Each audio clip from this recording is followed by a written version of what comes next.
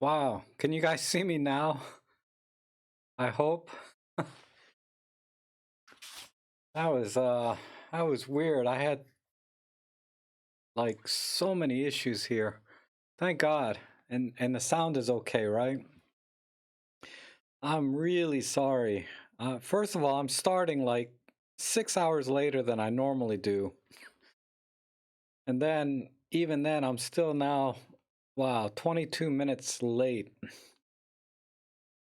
First problem was my HDMI cable here went bad. Uh yeah, so don't buy this one. And then the streaming software crashed or kept crashing, so I got this pop-up message there's an update. So I updated the software while you guys were waiting, reinstalled it, and then it still wouldn't connect. You guys kept getting that spinning circle, right? And it turns out the for some reason, if I stream at 24 frames per second, like I have my camera set to, you guys get that spinning circle. So I changed the frame rate in the software to 30 frames, and then everything seemed to be okay. So, oh, wow, it's been a long, long day. I hope you guys are doing all right. I know it's kind of crazy, a lot of the events going on in the world today. And I was out I spent hours today helping a friend filing for unemployment because she was affected. Uh,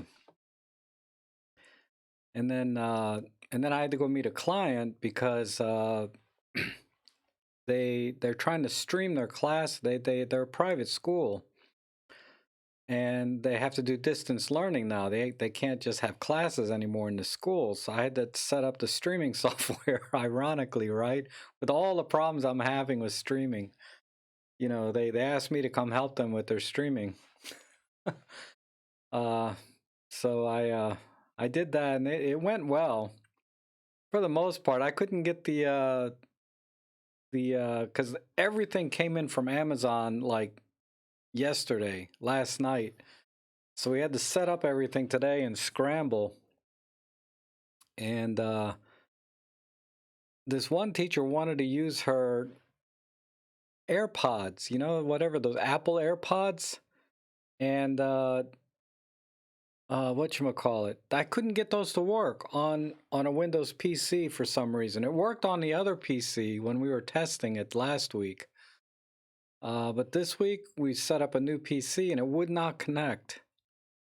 So we ended up just using the mics from that was included in the webcam. Oh, wow. And then I didn't get home till almost 9 o'clock. Like about an hour ago I got home. So I had to scramble and put all my lights back up for the live stream, um and then I run into like a bad HDMI cable and buggy software, so I had to reload it anyway, reinstall it. Whew, so I'm tired. But I did want to come out because this for me, this time is for me to just kind of relax and hang out with you guys and help as many as I can at the same time. I'm always open to any questions about Olympus cameras or workspace or photography in general. And you missed the bird in the ear, Chuck. But hey, it's good. I'm so glad a lot of you came back and found me on this second stream that I had to restart today. Oh, ooh, okay. Let me catch my breath just a second. It's been a heck of a day. I've been pissing around. Well,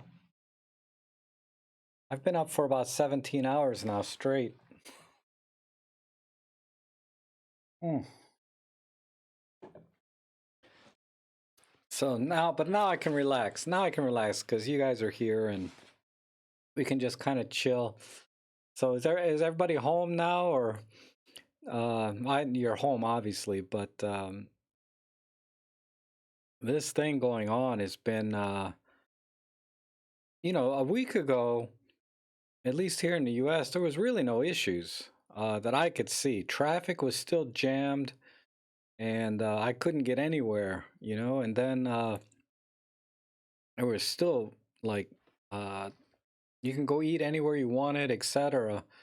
And this week it's like uh, totally clear traffic in rush hour. Like I've never seen that before. Nobody is on the roads. It's um it's surprising. Oh, intermittent service. Hmm. But hopefully the stream is looks, I mean, from my end the stream looks okay. um I did set the bit rate a little bit too high, but I think we're okay, and the colors look a little off to me. I don't know. I accidentally grabbed the M1 Mark III to put up here on the stream, and I usually use the M1 Mark II, which I had the white balance set perfectly. Well, you know, what I thought was perfect. This one I'm just guessing. I just dialed in 5800K on the thing. And ooh, um so it looks okay. It looks a little bit soft. But anyway, uh wow. Hi Peter, hi David, Costa, wow, Rick. Hey, how are you? Barry, Chuck, Tim, Ed. Awesome. Michael, Jeff. Man, I'm so glad you guys are here. I need a little comfort here. It's been a really crazy day. I mean, it's been kind of good up till this week. It's been fine, but this week has been crazy. But my work hasn't actually slowed down. Not yet, anyway. I have a couple of photo jobs set up for next week. And, you know, I went to one today and the other day. So things are good for me, at least. I should do okay this month. And, you know, I'm not one of those people that, because it's so disparaging when I see on the news that how many people live just paycheck to paycheck, you know? It's like if they miss a check, like my friend that I was helping with her unemployment this morning, filling out all of that stuff, uh she's in trouble. She's not going to make her mortgage payment because she, you know, her job, you know, she's a waitress, her job, you know, is gone. And no savings at all. Nothing. But so many people are in that situation.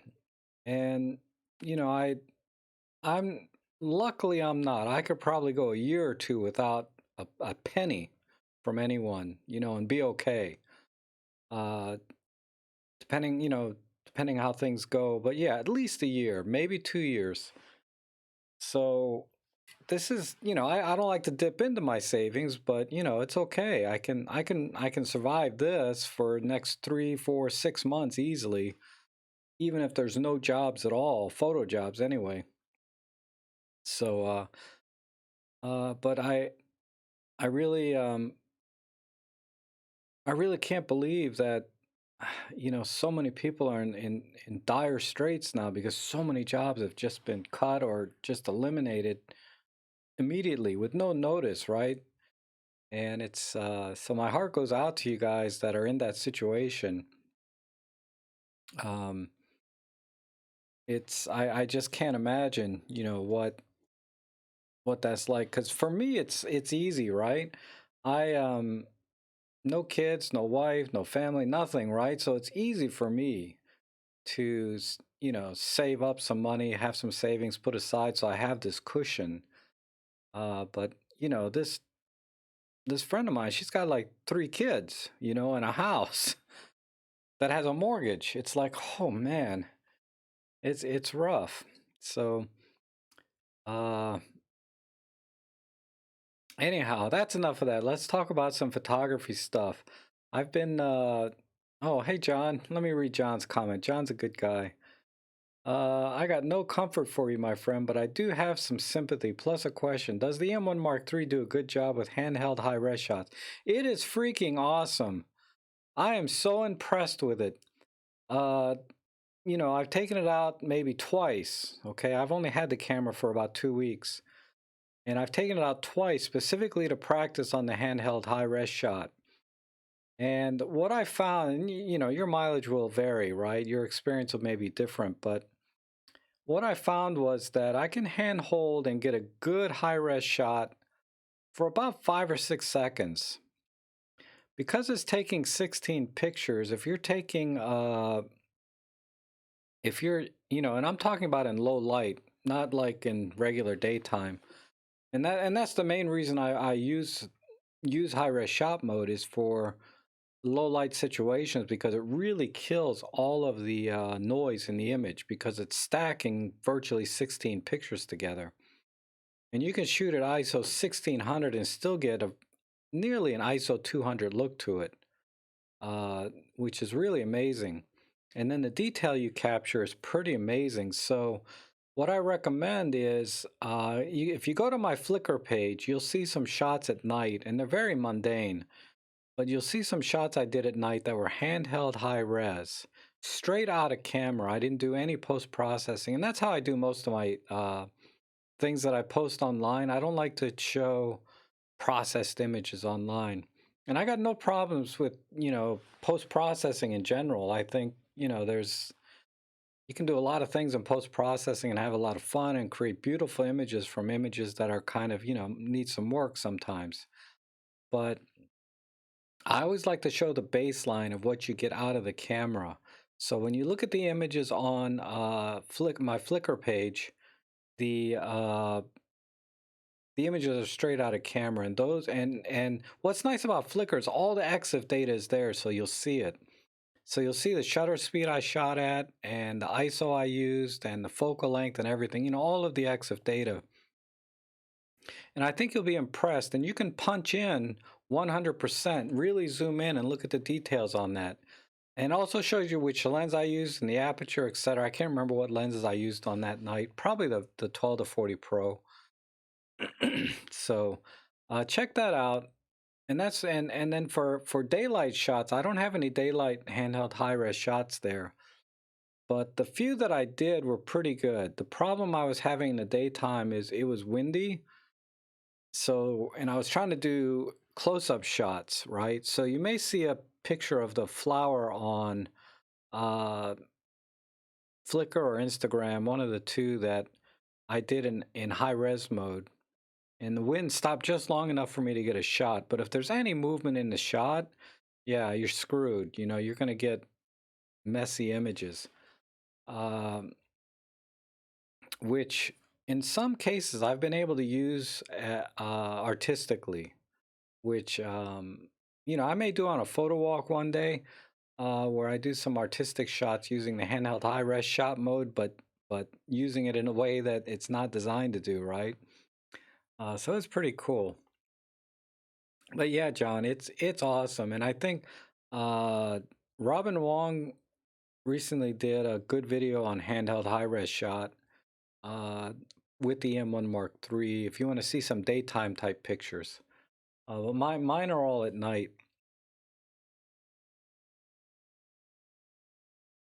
Bill's asking, how about a video on a walkthrough on the Mark III's menu settings? Yes, I will get to that. It's virtually identical to the EM5 Mark III, which I did recently. Uh, but there are some differences, of course. So I'm debating if I should uh, just talk about the highlights and the differences between the two menus, or just start from scratch and say, okay, these are all the settings, right?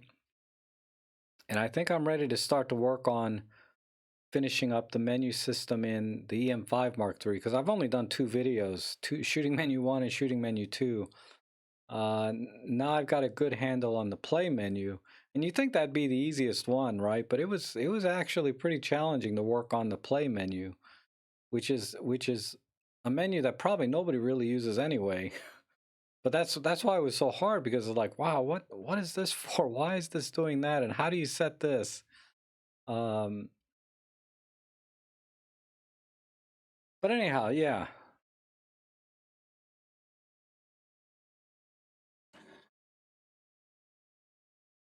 Oh, good, good, John. I'm glad. Yeah, check out my Flickr. You just search for Rob Trek on Flickr, and you'll find me. There's about, there's 1,000+ images there. I think the first 100 or so that come up will be mostly Olympus stuff.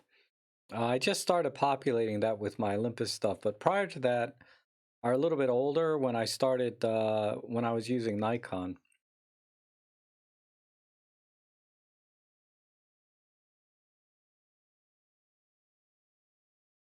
Rick says buy the EM10 Mark III or the EM5 Mark II is incredible. Yes. Yeah.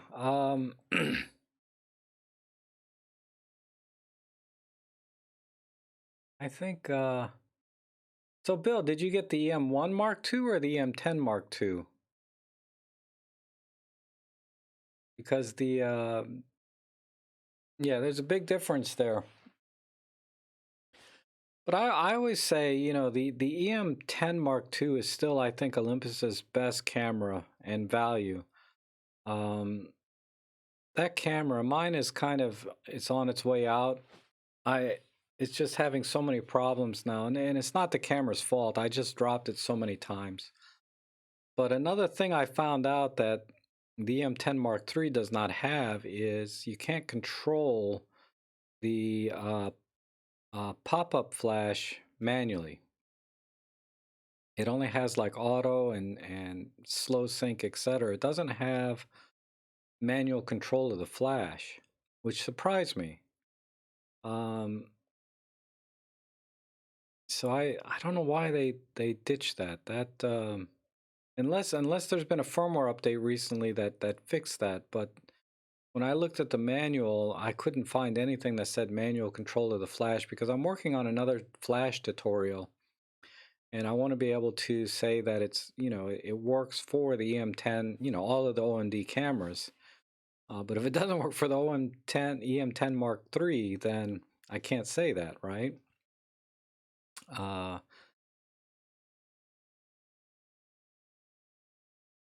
So Bill, you just got the EM1 Mark III. Yeah, it's an awesome camera. It's awesome. I want to take it out all the time, and that's unusual because I always thought the EM10 Mark or the EM1 Mark II was a bit bulky to carry around with me. And I really like the EM5 series for its more compact size, and then features. Right, it has virtually all of the features. But that handheld high res is like something I feel like I want to use all the time, if I can. I went out today and oh hey Barry, so you tried out the live com, awesome. So you use a flashlight instead of flash. Yeah, I mean if it's dark enough, you can just use a flashlight, right? It's hard to use a flashlight in broad daylight, but the mag lights are pretty powerful. You'd probably need if you guys want to do live comp with a flashlight, try and find one that's at least has maybe 250 lumen output. That when you're shopping little camping flashlights, most of them are 200, 250 anyway, but some of them are not. So make sure you find a pretty powerful flashlight. Unless it's dark. If you're going to be doing live comp at night or in the dark, then a dollar store flashlight will work. I've used those in my older live comp video. But I do have a live comp video where I use like a dollar store flashlight. And that one's pretty interesting too, actually. So if you get a chance, try and watch that video too. Maybe you get some other ideas. That was very early on in my life with Olympus. I've only been shooting Olympus about 3.5 years now. And, I'm totally in now. They're amazing cameras. Uh, I can't, I just can't get over how versatile and how much control you can have over your images in camera and all the things you can do with the Olympus camera. Yeah, I mean, the menu settings are a freaking nightmare, but you can once if you really want to get in and control the camera in really unique ways, I don't know any other camera system that lets you do that.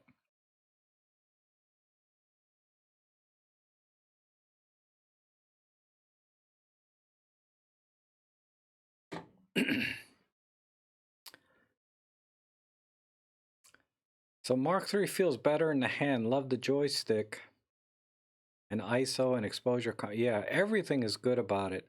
I still haven't got a feel for the joystick yet. So I have to. I think over time I'll get used to it. I've just never used the joystick before, and it's just awkward for me. But it is better than the joysticks on my Fujifilm camera. I hate that thing. It's so sensitive. You know, you gotta have really a lot of finesse to use the joystick on a Fujifilm. But on my on the EM1 Mark II or Mark III, the joystick has a little bit of uh, stiffness to it, so that you need a little more force to push it in any direction, which I prefer, because I was always bumping that frickin' thing on the Fuji that I didn't want to use it. But you don't have any choice, but you have to use it the way they designed that thing. Where is that piece of crap camera? That camera, oh God.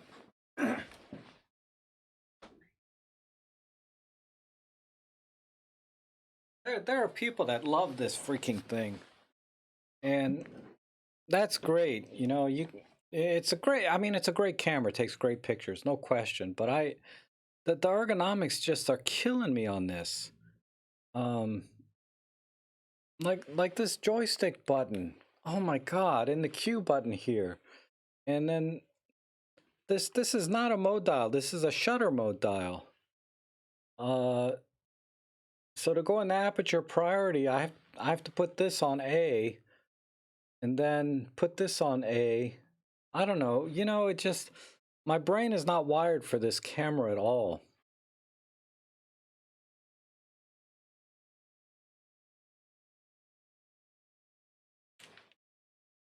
Oh, why?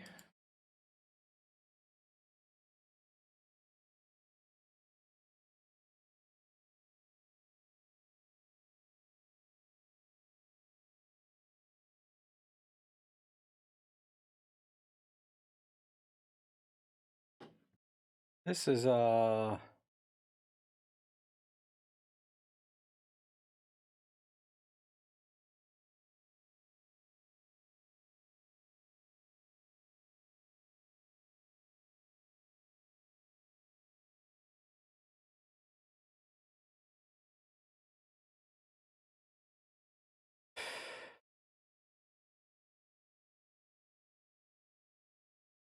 man, I hope you guys are you guys still there? um Man, I don't know what's going on with the stream tonight. It just doesn't want to stick for some reason. Okay, well, okay, I'm back. I'm sorry guys. I don't know what happened there. My Chrome browser just crashed over here.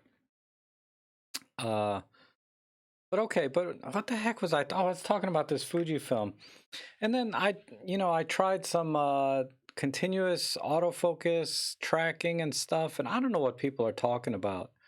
It sucks. I mean, not that the Olympus is great, but it did a lot better than this thing did.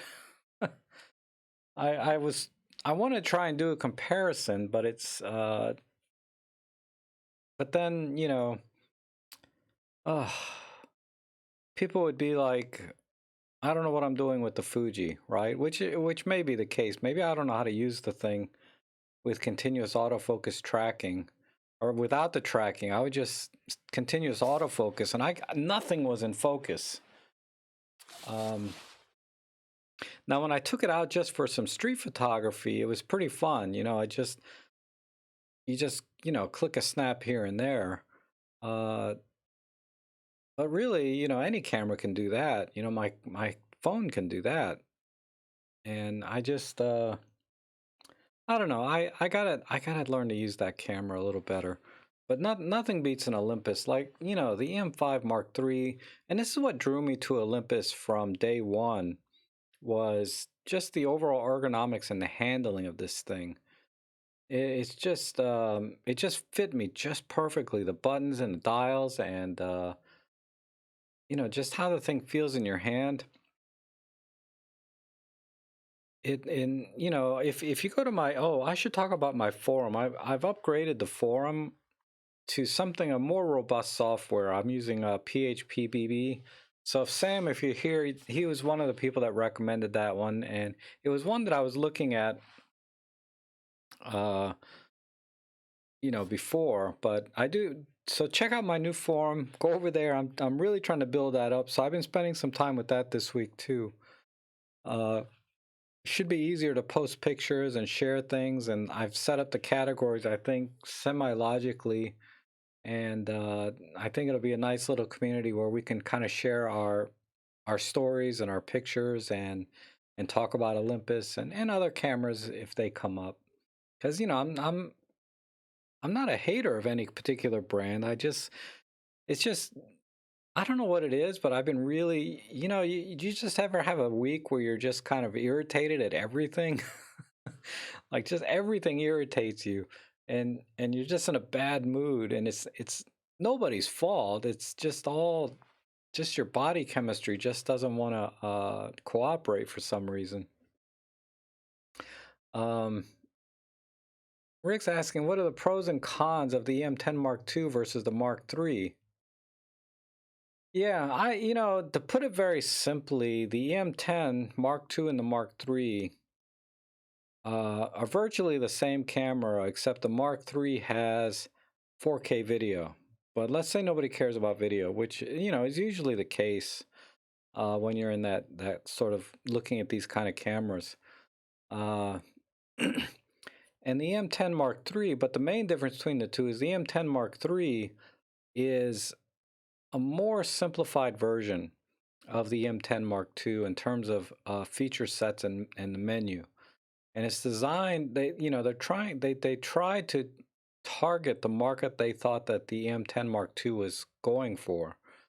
And I guess they got feedback that the M10 Mark II menus were too complicated and was very intimidating to a lot of new photographers or entry level photographers. So they simplified the menu system on the M10 Mark III, but in doing so, they eliminated some of the features that as you begin to grow in your photography, you're going to miss. For example, manual power of the pop-up flash, not a big deal, but they took that out. Uh, they had originally taken out the remote control flash on the camera, the RC mode, but they added that back in the firmware, thank goodness. Um, gosh, there's some other things there that are pretty significant losses. Like you don't have any customizability. You can't save any my sets. Or so like in the EM10 Mark II, I can save custom settings in 3 or 4 slots, um, and recall them anytime I want. And that was a deal breaker for me, and that's why I'll probably never get an EM10 Mark III is because there's no my sets on it. And I use those a lot. You know, I like to save custom settings for different types of photography when I go out. And I want to be able to quickly change the settings by just pushing one button. And that's something you can't do on the EM10 Mark III. Gosh, off the top of my head, I can't think of there are some other significant differences though, uh, in terms of the things that you can do between the EM10 and the EM10 Mark III. And the M10 Mark III, I understand, is more plasticky in build, and some people don't like that. They like the kind of the all metal build of the EM10 Mark II. Um, but yeah, it's just a simpler camera, and I think it's they really uh, set up the menus and everything to target more of the entry level photographer. So I think in a way, it's a better camera for people that are just getting into photography. But I was already pretty fluent or pretty competent in using a camera. So when I got the M10 Mark II, I was ecstatic about all of the features that it had. Uh, and could grow into. But that being said, the M10 Mark III still has full manual mode in photography, so ultimately you can do just about anything with it, right? Just get a radio trigger for flashes, and then that way you don't have to worry about manually powering the flash, because a radio trigger will fix that. And shoot in full manual to control everything that you want to do with the scene. And it has everything else there. Oh, the other thing I think it was, no, somebody told me it didn't have, you had to go into the menu to go into silent shutter mode. Some other modes in the camera you can't control, like it goes into program mode, or it selects vivid, or it selects things for you that you can't change. Whereas in the M10 Mark II, you can change the color profiles or tweak some of the other settings in just about any mode. Whereas in the M10 Mark III, you're not able to do that. So, like I said, off the top of my head, I can't be too specific between the two cameras, the differences, but there's enough differences that when somebody asks me which camera to get, I always say get the M10 Mark II, because it has more features, or more granularity in the menus, and it has a nice metal build to it, a very good feel. It's a very solid camera. But like I said, that said, the M10 Mark III will take just as good a picture as, any Olympus camera, and it has a full manual mode, so you're fine.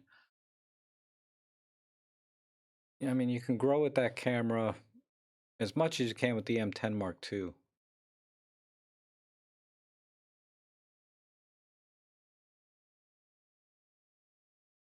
Yeah, I've never even held an M10 Mark III in my hands, to be honest. Uh, so I don't know what the build quality is like, but if it feels like the M5 Mark III, it's okay. It doesn't bother me that it's all plastic.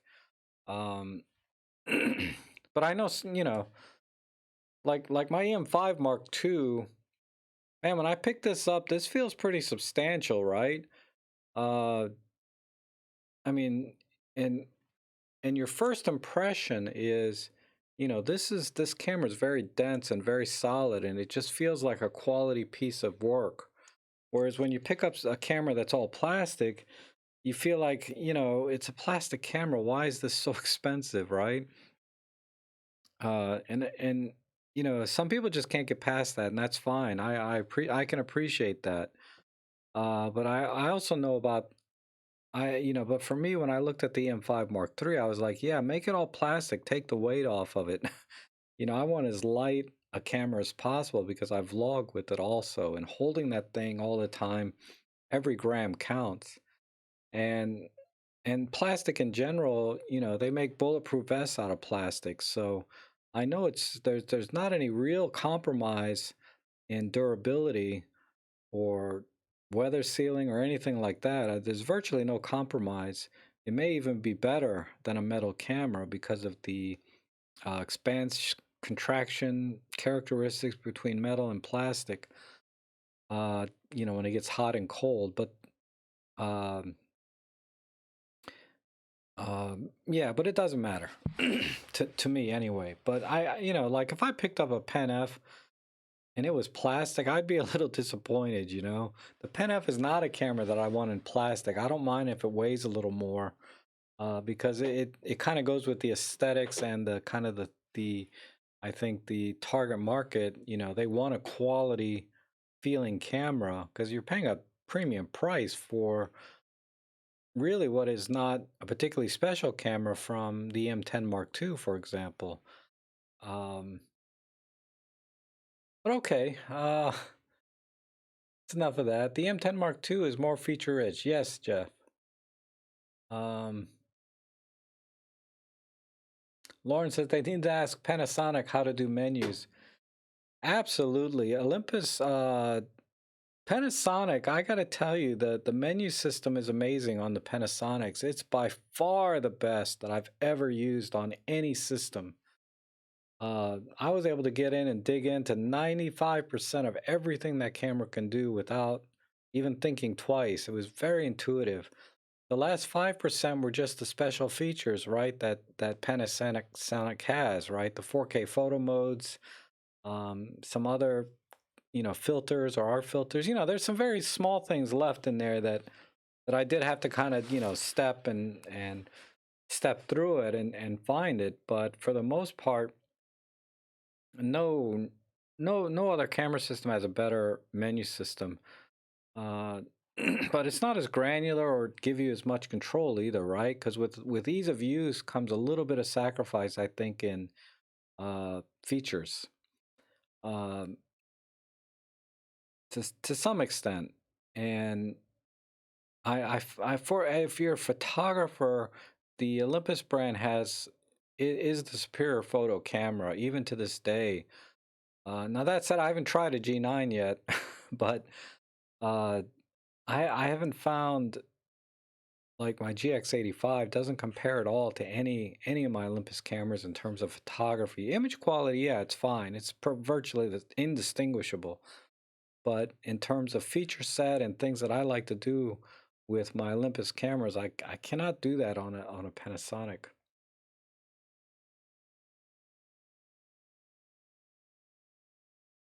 Oh, hey AJ, how are you? Thanks for joining my forum. I saw you popped in there. Um, Trying to coordinate a supply chain across 5 countries. Oh man, and my bad days are like probably be a vacation for most of you, right? It's not like my days are that hard or that get that challenging, but I like to lead a very simple life and keep things as simple as possible. it just it just when I try to help other people, whether it's a client or a friend, with their problems, it stresses me out sometimes because I'm like, why did you let yourself get into this situation to begin with? Um, but that's fine. I'm happy to help, but it just in the back of my mind, I guess I'm judging a little bit. Why? I shouldn't do that, but uh, I thought so too. So Satoris says, I thought so too, mainly due to being weatherproof versus the M10. Well, why not go straight to the M1 Mark III if you're going to go for a premium camera? I've not really seen at the specs of both. Um, yeah, I think the M1 Mark II, the M1 series in general is the professional level camera for Olympus. Maybe their flagship, if you want to go that far, but it's a bigger camera, and not everybody wants to carry that around. So I think the M5 Mark II and the Mark III fit a different niche altogether and offer, again, probably 99% of what, or 95% of what the M1s do. Uh, so it's just a matter of preference. Like I said, until I got this handheld high-res shot in the Mark III, I never took my EM1 Mark II out for general photography. I just didn't want to carry anything like that around. And that's why I bought the M5 Mark III. I was like, man, it's all plastic and it's lightweight and it's small. I'm like, I was so happy with that camera, and I still am. I took it out today for a short photo walk before I met with the client. Because it was so far away that I didn't want to leave Ellie by herself. So I went early, took her for a walk, along with my camera, and then I went to meet with the client. I felt so bad because I said I told the client, can I put Ellie in the room here, because it was a little bit warmer today than I thought, so I couldn't leave her in the car. So I said, let me just put her in this room and she'll be okay. And they said, yeah, that's fine. And then, oh my God, did she stink up that room? She needs a bath, but that room smelled like a dog, like a wet dog when I left. I felt so bad. Ugh. But anyway, yeah, I'm so professional, right? Bring my dog to a client. Well, they know Ellie already, so they were fine with it. But um, anyhow, but Evil Knight says, "Wow, didn't know my M10 Mark II has a metal body. Tried out the M5 Mark III during the Olympus event, and honestly didn't really notice any difference in build quality." Yeah, I mean the M5 Mark III is a solid camera, but it's plastic. You know, some people notice that right away. Like I'm picking up this camera. This is the M5 Mark II. It's all metal. It's cold when I pick it up. You know, and then when I pick up my M5 Mark III, which is, you know, behind me here, it doesn't feel cold, right? It feels like plastic.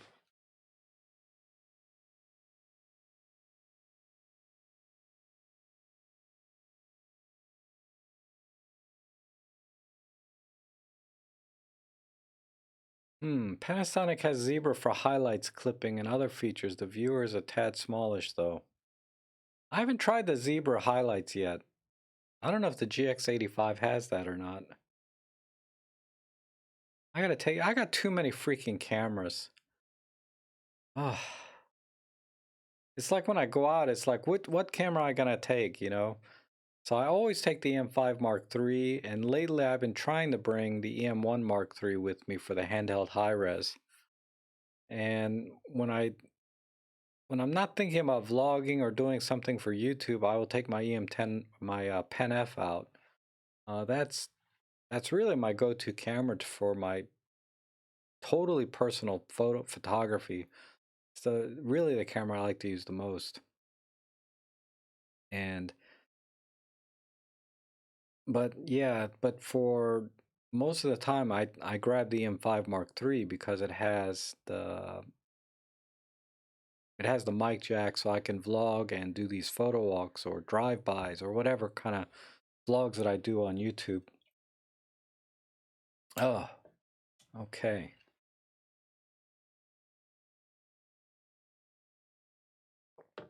Yeah, it is hard. Like even this Fujifilm, right? I mean, as awkward as it is in my hands with all the controls and dials, I know this is capable of producing very beautiful images, and I want to take this out, but then, my God, this thing is heavy with this freaking lens. This is the 18 to 55. With my grip, I don't know. I shouldn't be such a wuss, right? It's how heavy is a camera really? It's not that heavy, but um, I want to take this out. I want to take my Pentax out. I like my Pentax K10.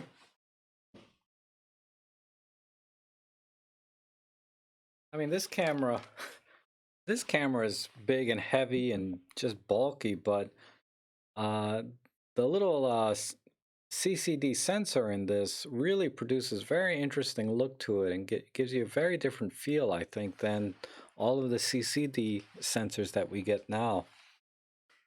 It might be all in my head, but when I take pictures with this, the colors really are very rich. Um, in a very natural way. I don't know how to explain it. It just feels like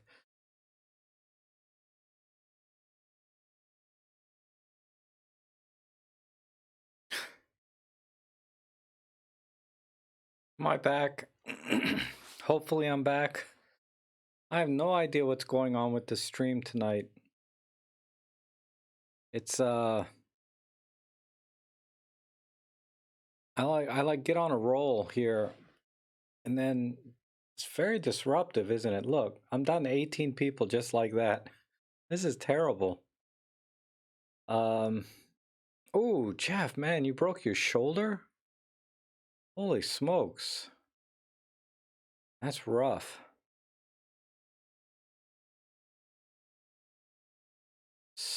Soder says, I'm not a professional, but would like a weatherproof camera as I'm traveling and would be hard being afraid to use my camera in the rain. Um, yeah, yeah, get the M5 Mark II, man. That's a great, it's a great camera, this thing, you know? It's solid and you know, the stories I hear where people take this camera, pretty amazing. You know, I'd never do it, but people take this camera everywhere. Just get a good lens with it. The kit lens, the 14 to 150 that comes with it sometimes is really good. If you're going to use like the 12 to 40 Pro, you'll probably want to get a grip for it. It's a little bit awkward on this camera, at least for me. Yeah, forget about the EM10 Mark II if you're worried about a little bit of rain, because uh, you'll never enjoy the camera if you're worried about it getting wet all the time. Um, definitely just spring for it. And I bought my EM5 Mark II with the 14 to 150 for $699. I mean, it was a particularly good deal, but it was a great combo. Couldn't resist.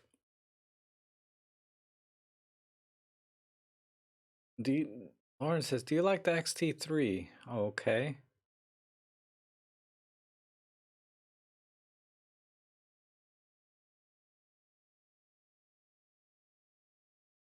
Okay, good, Jeff. You're healing. Yeah, get well soon.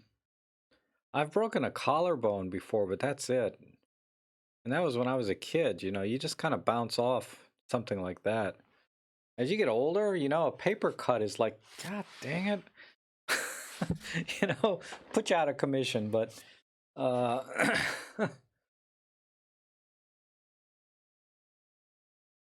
oh, the news live streams from many news broadcasts taking the bandwidth of the internet could be. It could be.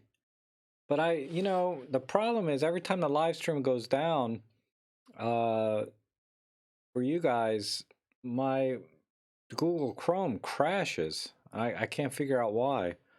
And then it gives me this like encoding error. So I go in the task manager, close all the instances of Google Chrome because it won't let me close it. And then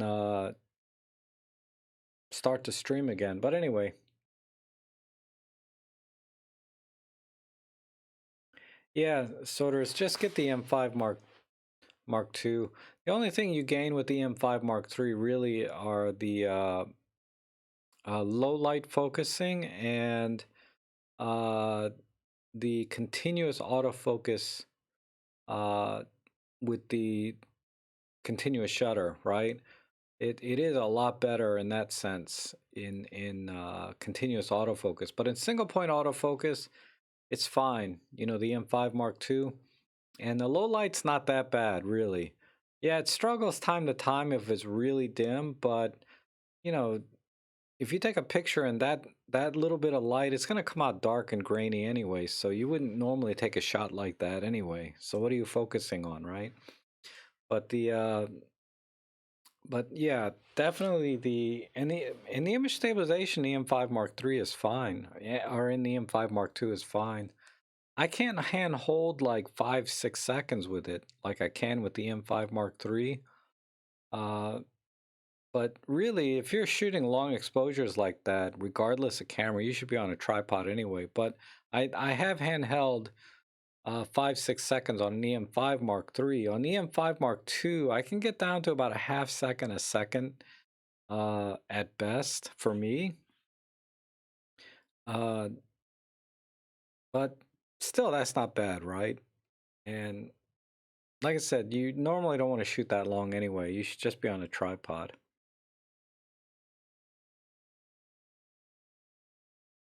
Well, Jeffrey says he wish he got the weather resistant lenses. Uh, you know, finally Olympus is coming out with they need to make some fast primes that are weather sealed that don't cost an arm or leg. Why not a weather sealed 45 f1.8? I mean, or 25. Those would be, excuse me.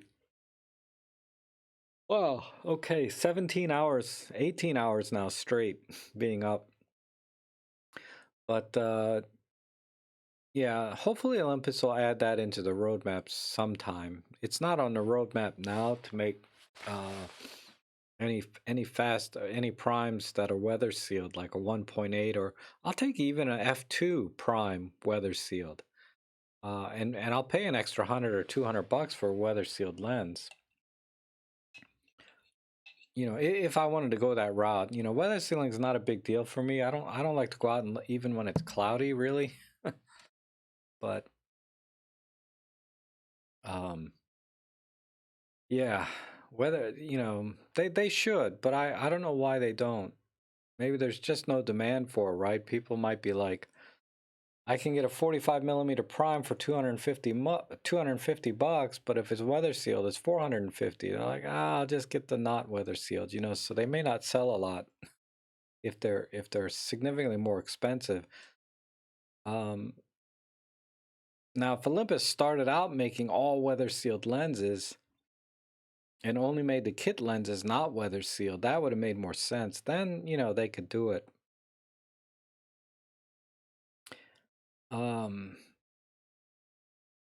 Yeah, Jeff, you have the Fuji. Yeah, Fuji's makes a lot of weather sealed lenses, right?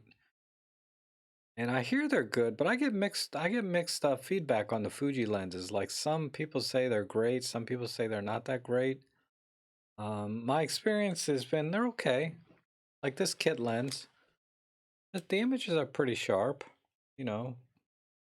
I'm not really a sharpness kind of guy. Like I want the images to be sharp, but they don't have to be like pin sharp, razor sharp, right? Just sharp enough so when they're on Instagram, they look good. Any thoughts on the Mzuiko 75-300?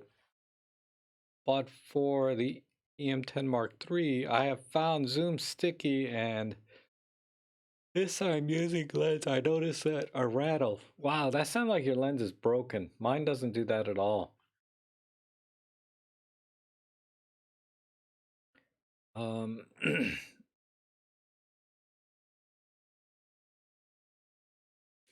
Now make sure when you're shaking that lens that it's not your camera, right? Because the camera sensor does kind of knock around in there when you shake it.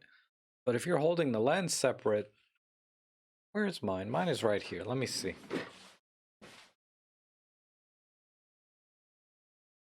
Maybe mine does that and I never noticed. Yeah, no, I don't get anything. It's solid. Now when I go this way, yeah, there's a tiny bit of lens movement inside. But like this, nothing. But like this, but I don't know any lens that would survive that test, right? Because there's an element inside that has to move back and forth to focus. So that may be, but even then, it's very subtle. But there's definitely no rattling or anything. I think something's wrong with your lens. But my thoughts on it, you need good light. You need to be in really good light with that lens. I saw Robin Wong, he did a review on that lens last week. And yeah, that was he took some amazing shots at like ISO 1250 with that lens. Man, if I take this lens anything over ISO 200, it starts to suffer. But he was getting great results with it. So now in good light, I do get really good results with this. You know, if I'm at ISO 200, yeah, man, it's actually a really good lens, but I don't take it out enough to really say, well, it's not that I don't take it out enough. I do take it out time to time. My problem is I don't have anything in that focal range to compare it to say, yeah, this lens is good or this lens sucks, right? So, because whenever someone talks about a lens, you know, it always has to be compared to something. Compared to what? If it's the only lens that I have in that focal range, it's the best lens I got at 300 millimeters. You know, because it's the only one.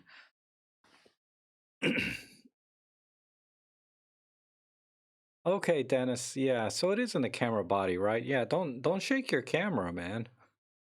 That's some sensitive electronics inside. I mean, they're durable, but I wouldn't push it.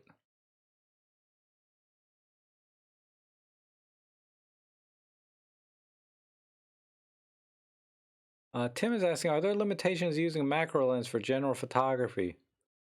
Generally not. I mean, I think academically speaking, the macro lenses are designed to be tack sharp and very give you a very flat focus plane, meaning at close distances, so that when you get close to an object, it perfectly focuses from one corner to the other. You know, so if you were taking a picture of, say, a map, right? Like this was an example last week, and use a macro lens, um, it'll be really good at that because one corner to the other corner will be perfectly in focus without any distortion and be sharper than a typical lens at close distances. At longer distances, you know, more than say 3 or 4 meters, and this is purely academic. The idea is that it may not be quite as sharp as a real prime that was designed to shoot at farther distances. A macro lens is designed to shoot perfectly at close distances, so they sacrifice a little bit on the longer distances. I think if you're doing portraits, like a lot of people use the 60 millimeter macro for portrait work, and no problems at all, you know, because you're talking about usually only about 3 meters total distance, right, or 10 feet. Uh, so I would buy a macro lens for what it's designed for, to shoot macro photography, not for other things. Just from an academic standpoint. Now, if you really just want a macro lens and then use it for general photography as well, uh, because you don't want to buy two primes, right? You want to buy one prime lens that also is a macro lens. It's perfectly fine. Most people are not going to be able to tell the difference between the two, if there is any. Like I said, it's purely academic. uh, I don't see a problem with it. The only challenge I have with like the 60 millimeter f2.8 is that it's a 2.8. When you buy a prime, typically you want to buy faster lenses like a 1.8 or a 1.4 or 1.2. That's what primes are generally for, and macro lenses are generally for close-up, tack sharp images, corner to corner.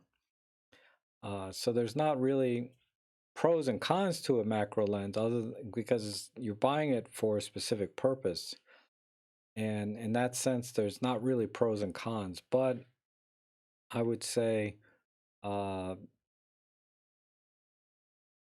they're fine, you know, as long as you can live with the aperture. Usually, macro lenses don't have as fast an aperture either.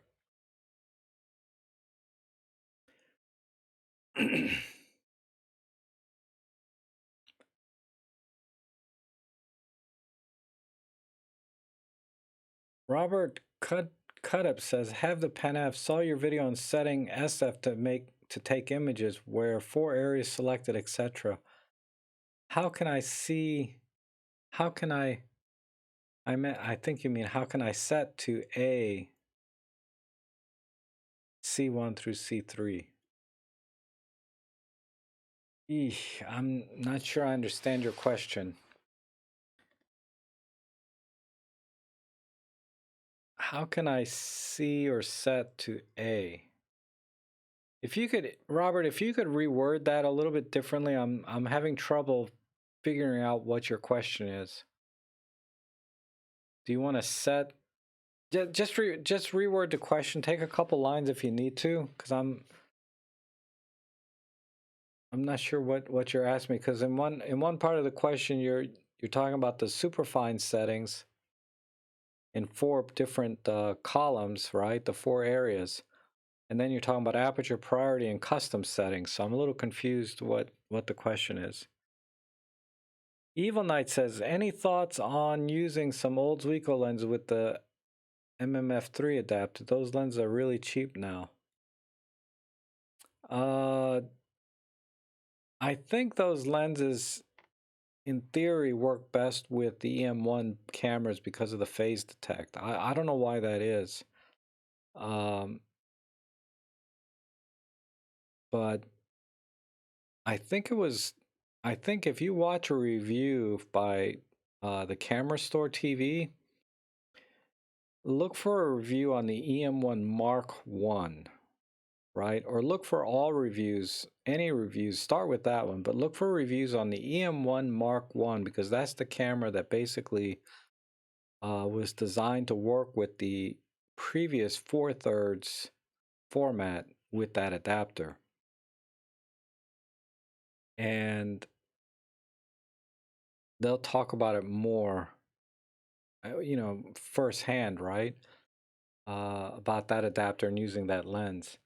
So, but yeah, I don't have any 4/3 lenses or that adapter to give you any firsthand experience. But I do remember seeing a video by the Camera Store TV, you know, Nick, or not Nick, Chris and Jordan, right? But I was just Chris in this case. Did talk about that a little bit. Something to do with the phase detect is supposed to work better with the Zuiko lenses in the EM1. Uh, Another good resource is if you go to mu-43.com, I guarantee there's a lot of people there that use or have experience with using that adapter and Zuiko lenses on, uh, you know, the newer Olympus OMD Micro Four Thirds cameras. So maybe go to that forum and check them out. There's a lot of very good threads and very helpful people there.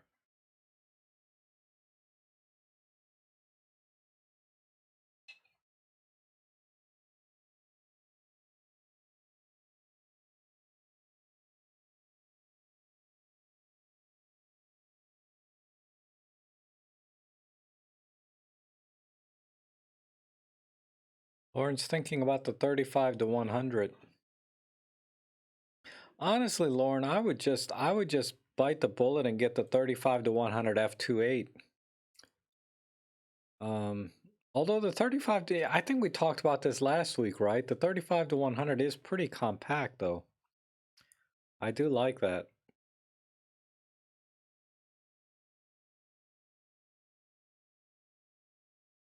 Okay, Robert's asking one more time. It says, we'll try my question again. Have the Pen F want to be able, if possible, to set superfine and aperture priority and the C1 through C3 modes where I can set colors, shutter speed, and creating custom modes. So basically, you want superfine mode in all of this, in all of your custom modes with aperture priority. Yeah, that's easily done. Oh, my Pen F is in the other room, but yeah, I think what you're asking can be done no problem. Want to be able, if possible, to set superfine and aperture priority and the C1 where I can set the colors. Yeah, all of that can be done. You know, unfortunately, I've never done a video on customizing the Pen F with any detail. Like I have some Pen F videos that do talk, that go into detail and do include some customizing the dials and things. But one of the more interesting features is how customizable C1 through C4 are, because it has 4 custom modes. And with each custom mode, you have 3 or 4 creative dials. You have settings on the creative dial. And with each of those, you can customize the individual colors in a color wheel, highlights and shadows, midtones, and various other things. So you can have like 4x4, 16, I think like 16 different custom settings. If you're really good with remembering where they're all at, right? Okay, like for example, like you go to C1 monotone, C1 color mode. And the color mode has 3 different modes, right? Color profile 1, 2, and 3. So in C1, you can save color profile 1 with its own individual settings, then 2 and 3 the same with individual settings. Excuse me. But then in each of those, if you include superfine, really the best way to set up the superfine is change all 4 columns to large superfine. Don't even set any of them to fine or normal. Just change them all to large superfine. That's what I do now. And then you don't have to think about it. You'll always be in large superfine, because it happened to me one time where I shot in like large normal, no, medium normal on one job. I'm pretty sure. I know it's definitely JPEG, but I shot a job in JPEG at not the optimal JPEG settings even. And fortunately, I was able to save the images or use the images but they weren't quite as pin sharp as when I use a raw file on one of my jobs. Because basically in real estate photography, where I am, everything gets compressed down to 2 megapixels anyway. So a 16 megapixel JPEG is fine. But yeah, you definitely can do that.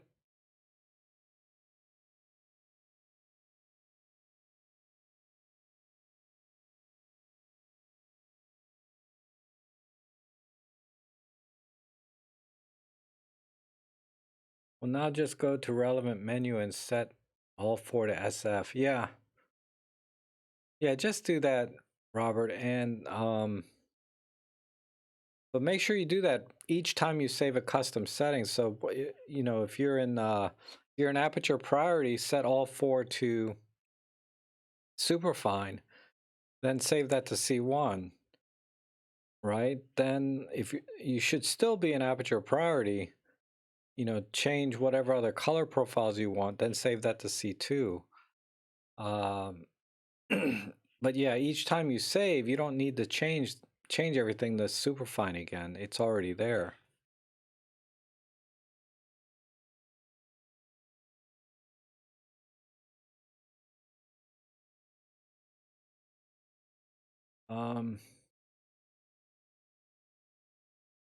Let's see. Yeah, this doesn't have any on it.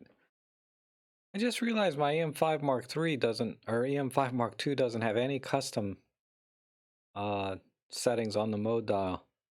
I mean, you can change things on the mode dial to be a custom, but I think I can demonstrate pretty much the same thing. My set.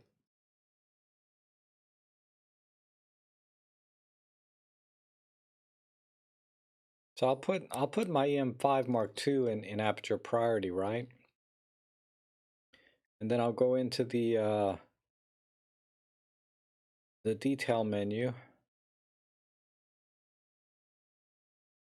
And I'm going to change all 4 of these to superfine, right?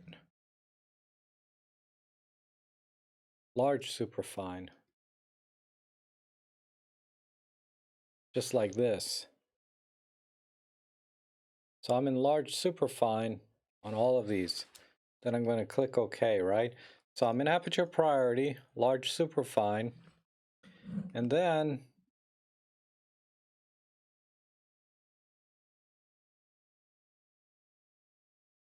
I'm going to change this to just say monotone, right? In the super control panel. Then all I have to do is go into my sets.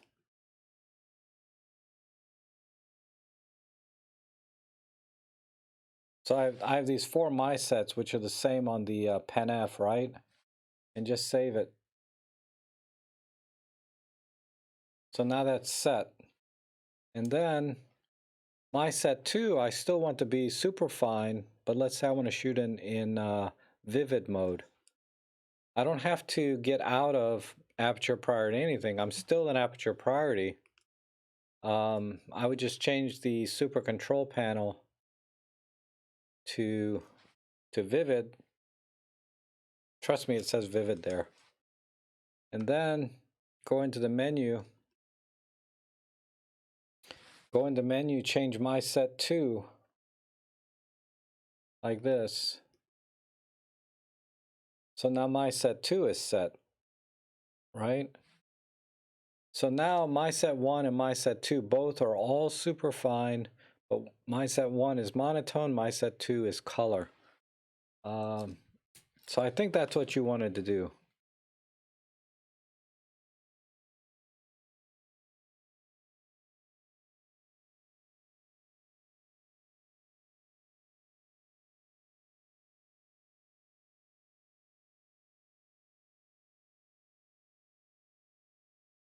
Huh. Thanks for the demo. Don't have a problem finding that menu. Okay, good. Good, Robert. Yeah, I just thought maybe a visual might help a little bit for some other people too. Because yeah, the my sets are very confusing, right? Why couldn't they just call it custom settings? Why do they call it my sets? It's very, it just makes no sense. I think they call it my sets because they probably had developers back in the day that used MySpace, right? When MySpace was a big deal online.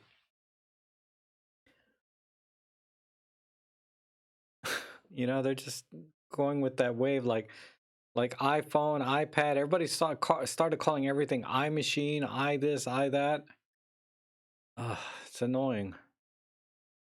The Olympus menu system is a bit much when starting out, but I got used to it. Sony may be the same way, but it looks terrible.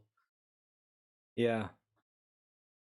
Yeah, I mean, what you know, like for me now, the menus are fine, right? I can kind of get around everywhere that I want, but that's that's that's because I've been shooting for 3.5 years with those freaking menus. Uh, I was able to pick up a Panasonic and in a blink just get everywhere I needed to be. I couldn't say that if I picked up a Sony, and I definitely when I picked up this Fuji, I'm still kind of gets lost sometimes going into the Fuji menu. If anybody says Fuji menus are superior, they're lying. They're not. My brain's not wired for Fuji or Sony. Definitely wired now for Panasonic and Olympus, though.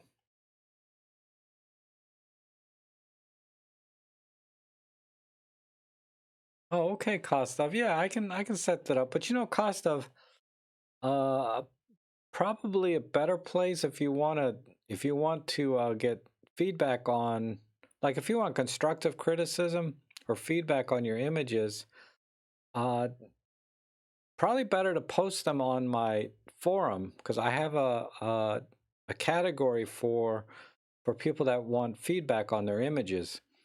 And that way I can write it, I can look at the image in its full res and I can kind of see all of the EXIF data, right? Because if you upload the direct image, I'll see all the EXIF data.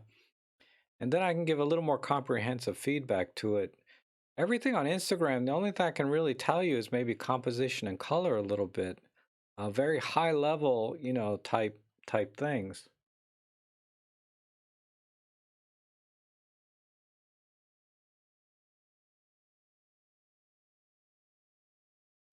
Oh yeah, Rick. Rick's asking, how do we find out about the live streams? Well, part of the problem with this live stream is all the problems I had right at the beginning. Because otherwise, by this time, normally I'm up to about 80 or 90 people uh, online. But even if it's just one person, it's fine for me. But uh, the key to live streaming is really the schedule, right? I have to stay on a schedule, and the announcement is definitely a big deal too. Uh, I usually try to make the announcement or post a link 24 hours ahead of time when I can. But today's live stream, I wasn't even sure if I could do one because I had this other job today, and I was halfway debating not going online tonight because when I got home, I knew I was going to be tired. But I got home and I said, you know what, I'm feeling okay. I might as well go online like I normally do, even if it's 5 hours late and all the technical difficulties, etc.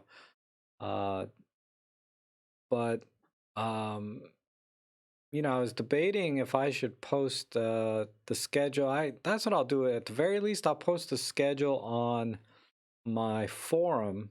Okay. Uh, so you go to robtrek.com/forum, and I have a category there called live streams. And I think at the very least, I'm going to put the schedule there. Uh, but I'd like to expand on that idea a little bit more about upcoming guests, and because I have 4 guests lined up, 2 more live streams. Uh, I have one at the end of this month and one like the third week of next month, where I'm going to have a couple of guests in each. And I've reached out to some other creators, but I haven't heard back yet. Which I probably never will. Like Sean Tucker. I've never seen him do a live stream. I've seen him do like stuff with other creators, like collabs, where he'll either interview or talk to the other creator, or he'll be the one being asked questions, etc. But I've never seen him do a live stream.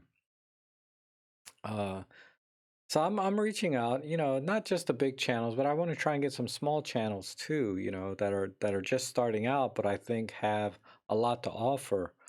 Um, so I'm working with another guy that his YouTube channel is virtually non-existent, but he has incredible knowledge about Olympus, which I think a lot of you guys will really enjoy what he can share. And there's a um,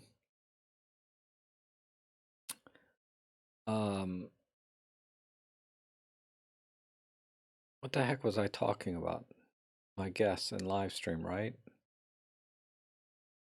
But yeah, so I'm going to announce them in the forum, and I'll type it in here.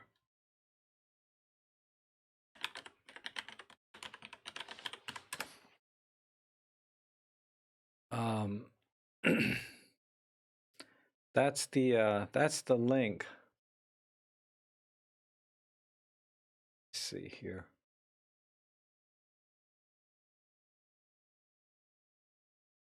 But here's my new forum. I just put it up the other day, so there's not a lot of posts on it. I've been trying to fill it with some stuff. But there's right down here, feedback wanted. This is where you would post an image, like if you'd like some constructive feedback, not necessarily from me, but from, because so many of you have so much more experience than I do in photography. And this is a place you can kind of go and share, or give constructive criticism to people that are just starting out or need help with their photography, right? Um, and this category here, picture a day, is kind of, I just thought, it's kind of like Instagram, right? You kind of post a picture in here to kind of share with everybody, but not everybody's on Instagram or cares about Instagram, right? So this is kind of for the rest of us. And what's nice about this, when you post pictures in here, so you go in here into this one thread and you post everything here. And these images don't have to be epic. These are just pictures because I want people to go out and shoot every single day. I think um, you'll really challenge yourself just to find one picture every day. So I've been trying to do that. So I got one of my dog Ellie, and then I did one this morning. I was practicing with this. That's why this camera has this flash on. I was practicing using this flash a little bit. So I'm working on a short tutorial for this. Because someone asked me, what can you do with an FML3? And I said, I don't know. I didn't say I don't know. I said, not much because it's so small, right? So here's another one I did. And then, oh, Derek's posted one here. Beautiful picture. But yeah, basically the idea being is to just shoot something every day. Then up here near the top is my live stream column. So I put a lot of thought into this whole this whole thing, right? I really want to organize this in a way that makes sense, where people can kind of come in and participate in the forum. So this live stream is, yeah, past, upcoming, highlights, time indexes. Uh, so what I was thinking is sometimes in a live stream, I get someone will really say something really good, or I'll say something really good, or I think is noteworthy. So I'll put a timestamp to it in that forum, like what are my thoughts on um, Fujifilm X-T30? Maybe I had a nice little rant about that, right? So I might put a link to that or timestamp to that in the live stream, because you don't want to watch my 2-3 hour live stream necessarily. You just want to know what my thoughts are on the Fujifilm X-T30. So that, like I said, I'm still kind of thinking of how to really take advantage of that particular part for the live streams. But yeah, long story short, that's where I should put the schedule, right? And the upcoming guests that I have. Um,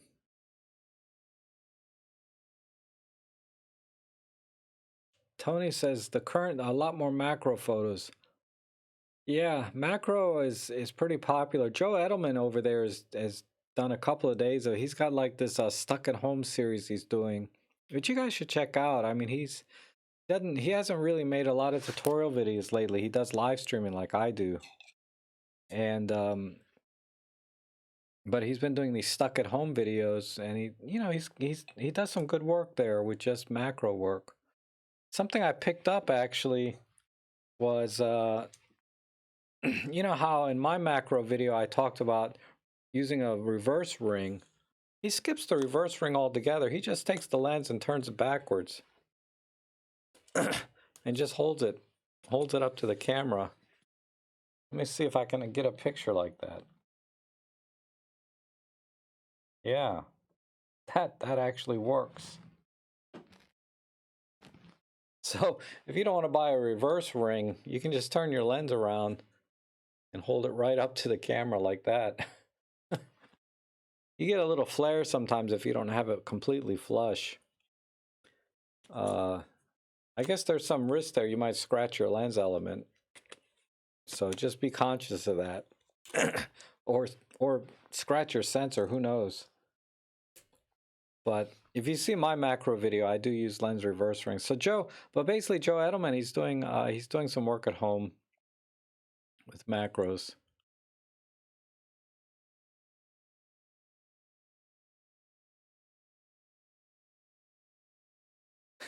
Dave says Instagram is evil.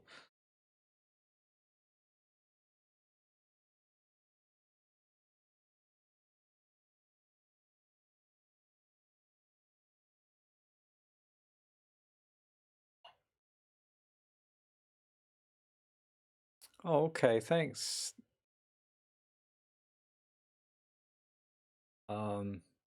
F1.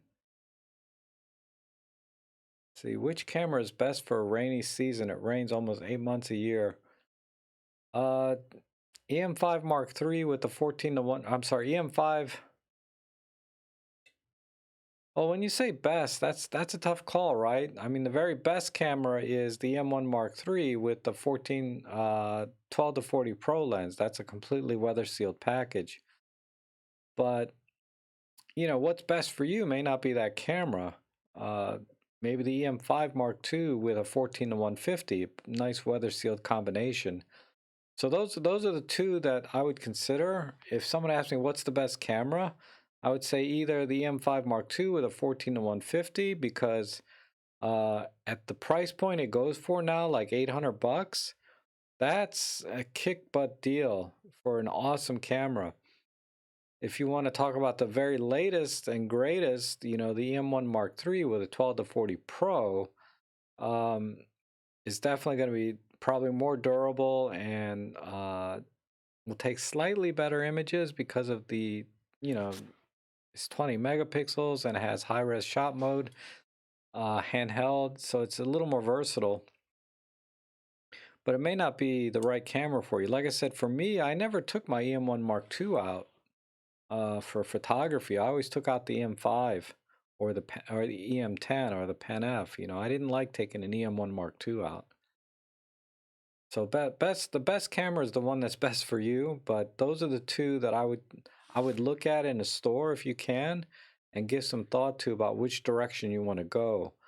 Then once you got a feel for which one is right for you in terms of body style, weight, size, features, um, then you might want to look at other cameras like the EM5 Mark III or EM1 Mark III or EM1X, you know, so you can kind of go in any direction. Or you might say, you know, EM10 Mark II might be good enough. Weather sealing is not that critical for me after all, right? When you look at the price.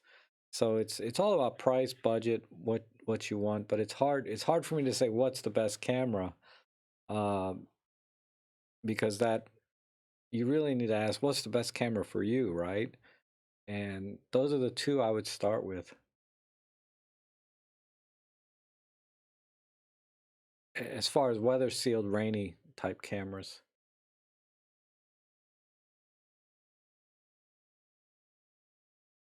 Yeah, Robert says he always gets a message from YouTube that the live streams are about to start. So yeah, that's an automatic thing, right? You get if you're subscribed and had notifications turned on, then you get those emails and notifications. But not everybody does that, right? I have a lot of these silent subscribers, like they're not actually subscribed to my channel, but they watch.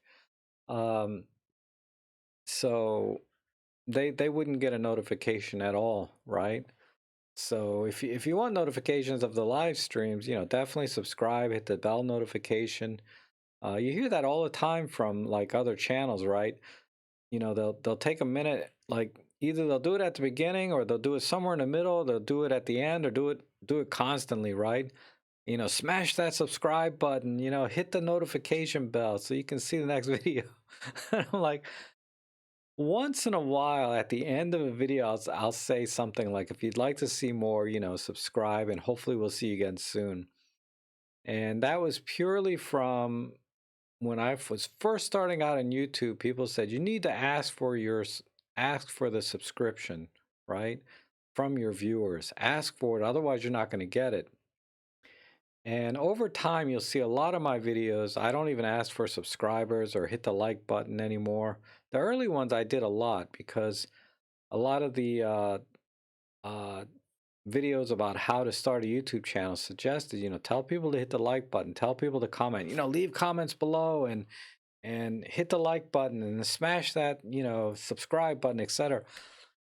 Um, and after about a year or so, I got tired of doing that. I just felt like, if my content and what I have to do show online doesn't stand on its own and people don't want to subscribe, it's okay.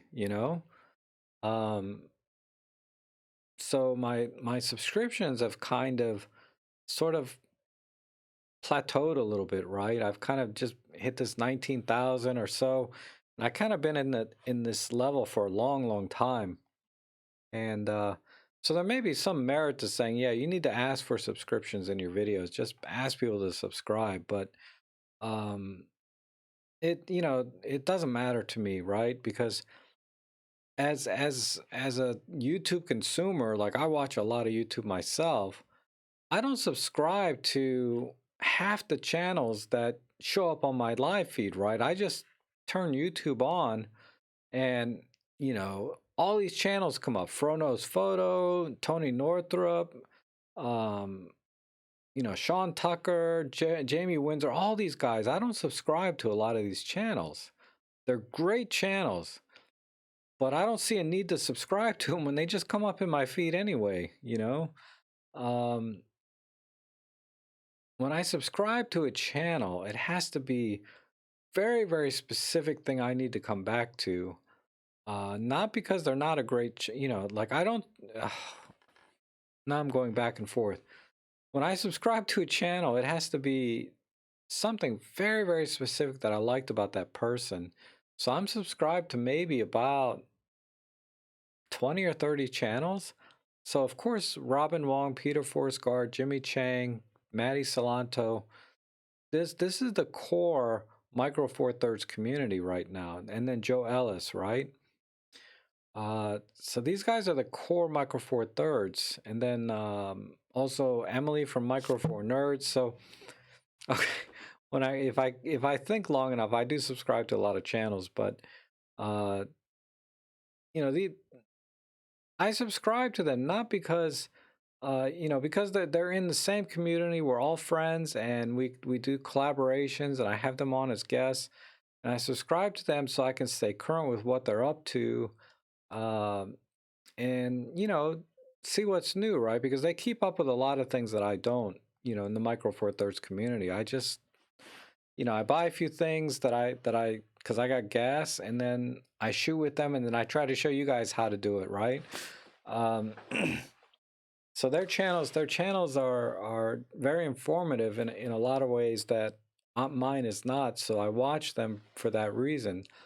And then there's other channels that I forget the name of his channel, but when I see his face, I know what it is.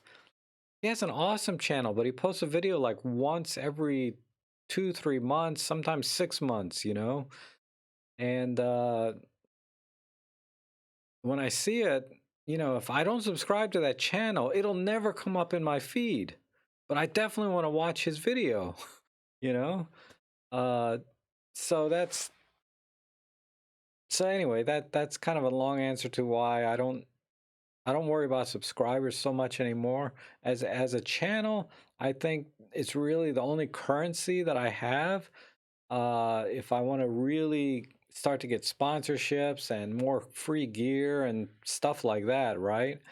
Our subscriber counts as YouTube creators or channels, and that's our currency, right? We can say, look, we got 1 billion subscribers, send me free stuff, you know? um, so in that sense, you know, I always look forward to a growing subscription base because I do like to get free stuff, and I do get a lot of offers that I turn down all the time. Trust me, it's like there's been a couple of camera bags that I was like, ooh, that's kind of nice, but you know, it's not one I would actually buy for myself. So I said that, nah, that's okay. I don't like it, you know. Uh, and then other weird stuff like some kind of facial steamer thing, like not even related to photography. I'm like, why would I why would you send me such a thing? Did you watch my channel? Or did you just see that I have 10,000 subscribers and you want to send me a facial steamer? I'm like, come on. Um,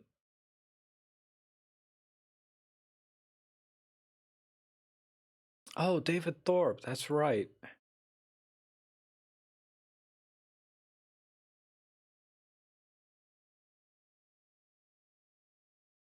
Let me see. I was kind of ranting there for a bit. Let's see. You could buy.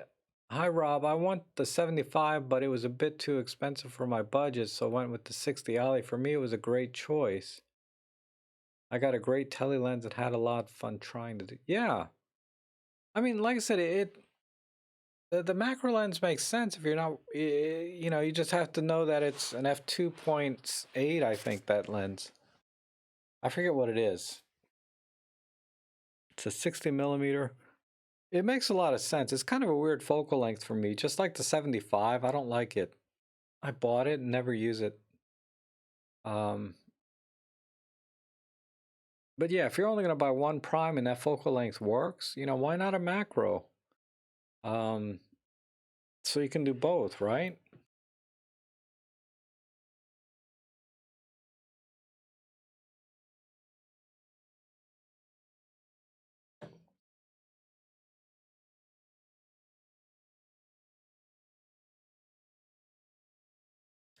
Rob loves his old tough. You watch when he reads this, he'll go into raptures.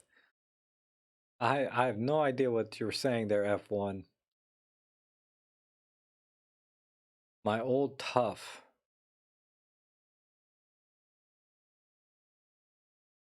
Um, David Thorpe is a pro shooter. Well, I haven't seen his most recent one. I'm not sure if I'm subscribed to him, but his stuff always comes up on my feed. Mike Brown is awesome. Yeah, that's right. And Gordon Lang, yep, Mirrorless Lessons. They're all really great channels. You know, Gordon has his system, right? He goes from,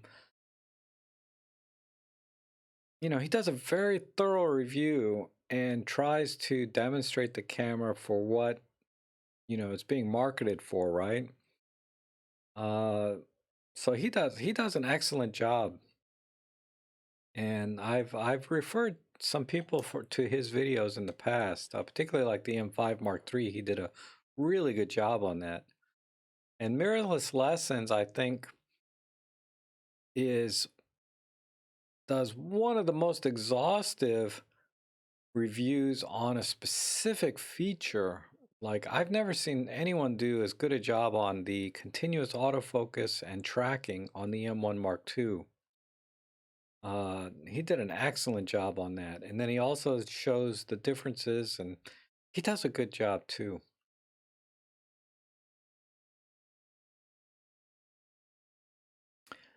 Um,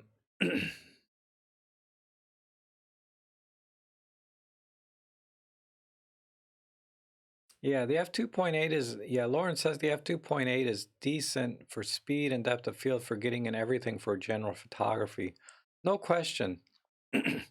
It's no question it is. I mean, it's a slight compromise on the speed, right? If you can go from f2 to f2.8, you lose a stop, or f1.8, so you're losing 1.25 stop, give or take. You know, because I do video work, I'm very sensitive to fast lenses. It's not the depth of field at all. You know, trying to get that shallow depth of field, that's rarely a consideration of my photography. It's mostly about getting that speed so I can shoot in lower light, because, you know, I do a lot of night vlogging. So that's why macro lenses aren't generally, I don't do a lot of macro work, if any. I like, but anyway. Um, Rick says, it's great that I appreciate every comment on your YouTube videos. It's even better that you resist the temptation to give a heart to every post. It becomes meaningless when love every. Yeah, you know, if somebody takes the time to write a comment on my video, the least I can do is respond with a comment, not just click the little heart button. And I do take the time, even if it's just to say, you know, thank you, Michael, right? I try to say thank you and put the person's name at the very least. And it's time consuming sometimes.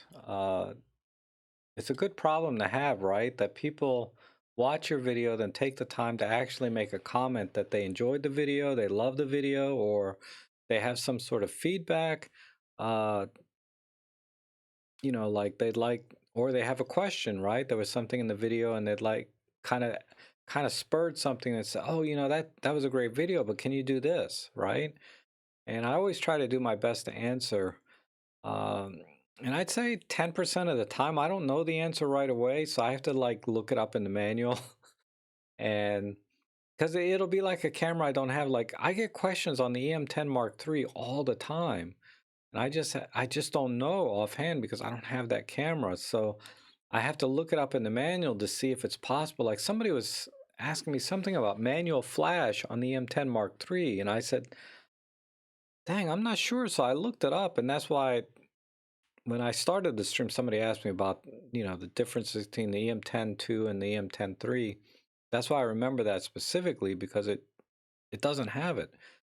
Uh, so yeah, like I said, if you guys make a comment on one of my videos, I really try to respond the best I can, or just recognize that you watched the video and took the time to make a comment. And that, you know, that's just common courtesy, really, at the very least.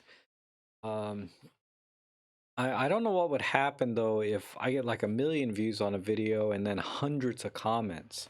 I think, yeah, at some point it's going to be humanly impossible for me to respond at every comment. But at this point on my channel, and for as long as I can humanly possible, will respond to every comment if I can.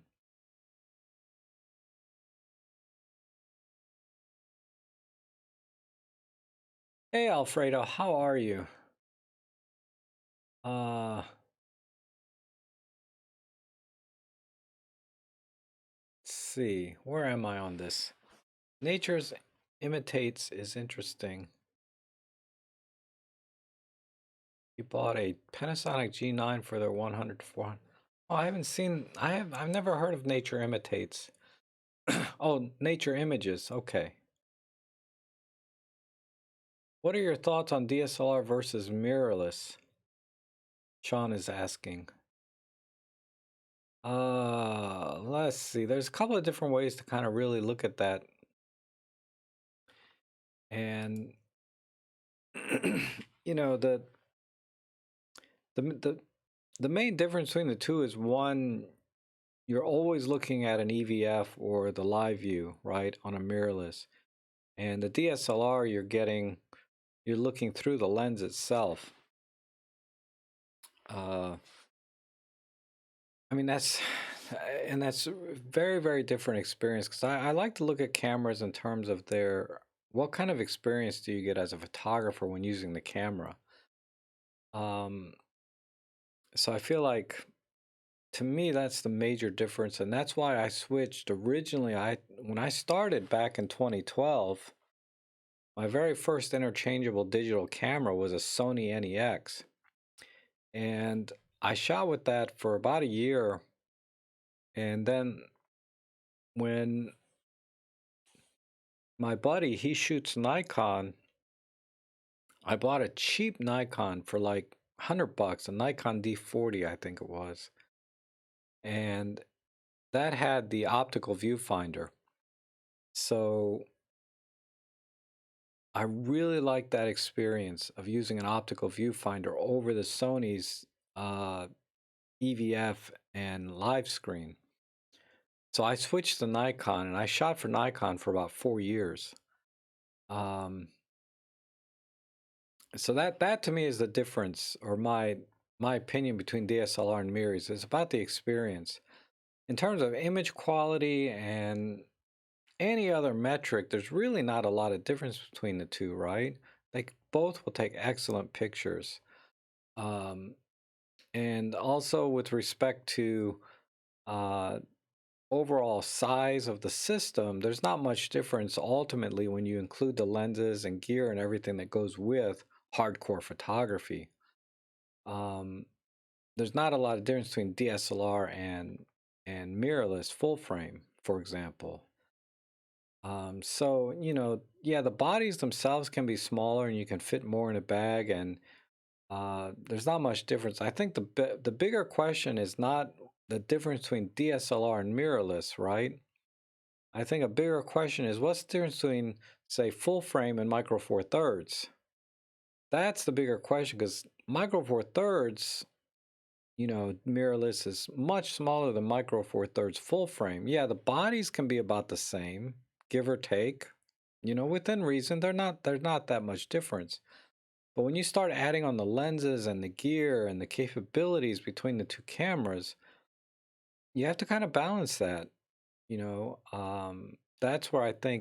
That's where I think for me is the difference in camera systems is between micro four thirds and full frame, and the overall system size gets a lot smaller. So I prefer the overall compact system of micro four thirds over any full frame system. Uh, and it has but yeah, between DSLR and mirrorless in itself, it's just a different experience between the two. Um, some people like the viewfinder, which I did for a long time. Where you see through the lens, and then other people said, the EVF is the best thing since sliced bread, and I enjoy the EVF now, but it wasn't the EVF that really drew me to Micro Four Thirds or Olympus, I should say. It was really the ergonomics of the camera that drew me to it over any other system.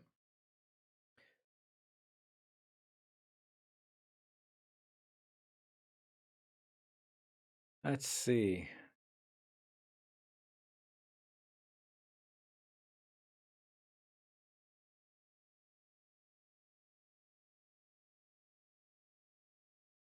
It is now coming up 3 a.m. Okay, I'm sorry, Rick. I don't like to start this late either. I need to probably head out. Corner, 4:30 in the morning for you, huh? Wow. Yeah, it's a late start for me tonight. It's 11:30 p.m. right now. So we'll see you later, Rick. Thanks for coming in as always. I appreciate it. Like or love is confusing. I see thousands of likes to a Nat Geo photo on Instagram, which is really ordinary. Yeah. Well, they just have more exposure, right? If millions of people saw my images on Instagram, I'd probably get thousands and thousands of likes, even for my mediocre images on Instagram, which most of them are. But I don't have that kind of exposure, right, for Nat Geo. So, oh, I think it's time to end the live stream. My battery went dead. So we'll call it. Let's see. One quick question. Michael says he's trying to decide on mirrorless for his Olympus for his first mirrorless. Yeah, go for it, man. Olympus is the best. Or you know, if the ergonomics work for you, just you're gonna have to learn the menu systems. Sean's asking, what gear do I have for my streaming setup? Normally it's the M1 Mark II with the 12mm f2 lens and a couple umbrella lights. And hold on. People have a lot of questions and my battery went dead, so I might as well replace the battery. Give me a second. I can do this hopefully without dropping the live stream.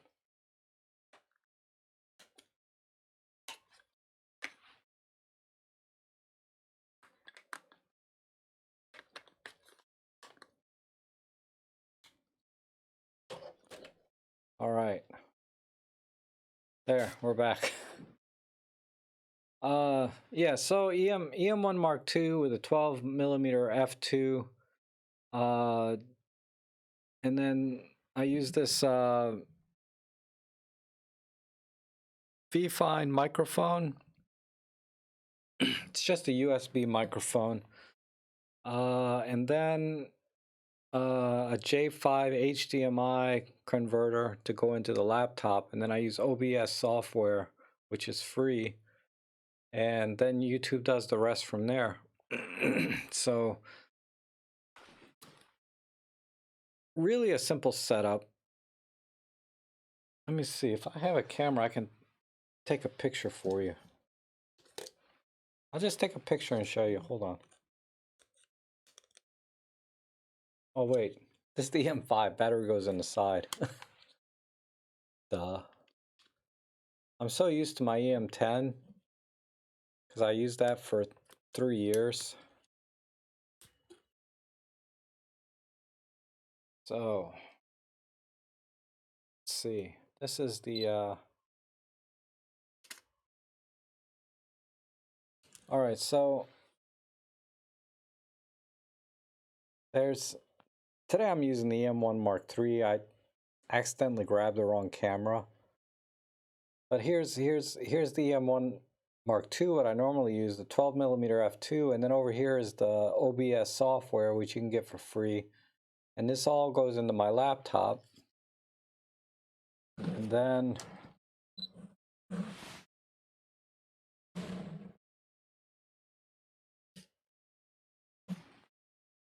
here is, I use this as my HDMI converter, the J5.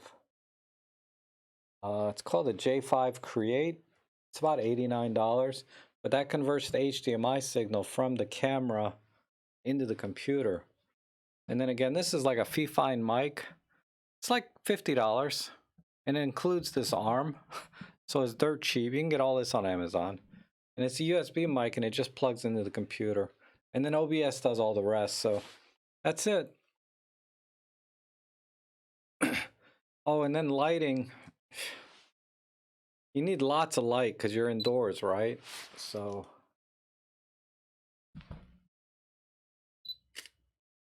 all right. So I have 2 umbrellas on a stand with and they're reflective, right? They have the silver inside umbrellas. I got the 2 light stands, 2 umbrellas, and 2 lights for about $60. And that gives me enough light. So I have one on each side, and then I have a little LED light on top of my camera, which you may have seen in the first picture. The only thing I need that for is to kind of give me a little catch light in my eyes, right? Because if I turn this off, well, now look, there's still catch light. Well, that's because I moved this. But sometimes when I'm looking down, there's no catch light in my eyes, right? And it fills in the shadows a little bit too. So I put a little light on the front, like that. And it just sits on my desk, right? My God, I've seen some pretty elaborate live streaming setups.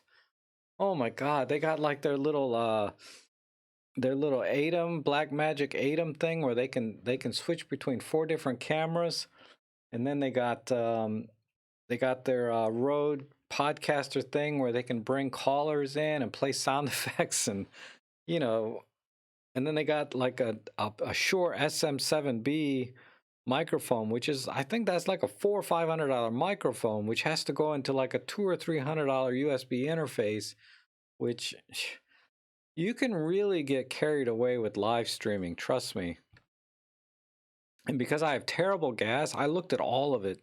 I'm gonna buy something, I know it. But yeah,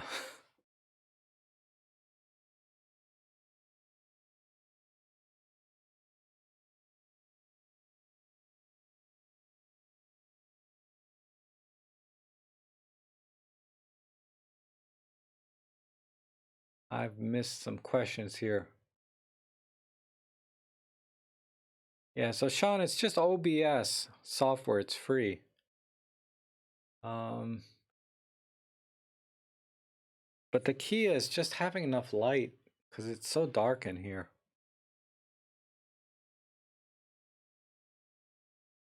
You're too kind, Rob. Never changes. Get yourself some rest. They can catch the tube night. Yeah, I should what time I've been going for a little over 2 hours, right? Because of all the hiccups in the beginning and the middle and then near the end.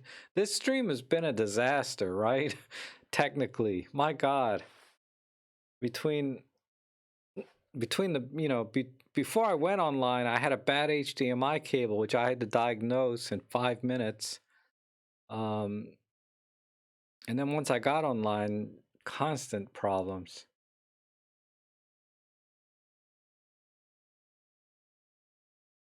I take photos.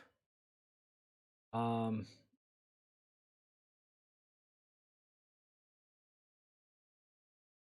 the LED does a great job. Yeah, it helps. It helps, and it's color adjustable too, right? Um, I mean, you don't have to get all fancy pants with an LED light. This is an RGB light. It's like 150 bucks, but I got it free for doing a review on it. So I use it, right? And that's what that kind of goes back to my earlier conversation about people that subscribe to my channel. Subscriber count is kind of like a currency for channels like mine. And I had enough subscribers apparently that they wanted to send me a $150 light to review. So I said, okay, I'll review it. And I do use the light, so that's why I reviewed it. Like I said, I get a lot of offers for crap that I'll never use, and I'm just not going to review if I'm not going to use it. And the only other kind of thing I might review is if I think it might be useful to somebody. Um, for example, like I don't know, a macro lens. If somebody sends me a macro lens, it's probably not something I would use very much, but a lot of people ask me about it, so I'll review it. Like an LED light, I know I'm going to use it, so I review it, you know, even though sometimes a lot of my viewers may not need it. Uh, there's definitely some very practical applications for it in photography, and I have a lot of videos where I use that video light in my photography. So you'll see it time to time come up. Yeah, Hans, I'm really late tonight. Lauren's saying in the Olympus lineup, I'm thinking the new EM5 Mark III is now the most interesting value in the latest updated cameras. The EM5 Mark II is good, but the sensor upgrade and phase tech is an upgrade. Yeah, I know. I agree with you, Lauren. I agree. It's a tough call. I think the biggest problem people have with the EM5 Mark III is just that it has a plastic body. They don't like it. Even though technically it is the superior camera and in some ways way superior, the phase detect autofocus is so much better. And that said, the EM1 Mark III, the face with the eye detect, uh, it's looking very promising that it's definitely superior to the EM1 Mark II, and by extension the EM5 Mark III. I need to set up a decent testing methodology that I can duplicate, because sometimes I got great results and other times I didn't. And it's not the camera's fault, it's my testing methodology. So I'm still working on finding a way to test that. But initial impressions are very good. Yeah, I know. I touch my face a lot, right? But I did wash my hands today before the live stream. But then again, everything on my desk here, there's probably times I touched things on here and my hands weren't clean, right? Like I didn't wash them. So there might be stuff on my desk that I can catch. But nobody comes over my house but me, and I rarely go out if I can help it. But yeah, thanks for reminding me. It's just I just have allergies and my nose is always itching. Or my eyes, constantly.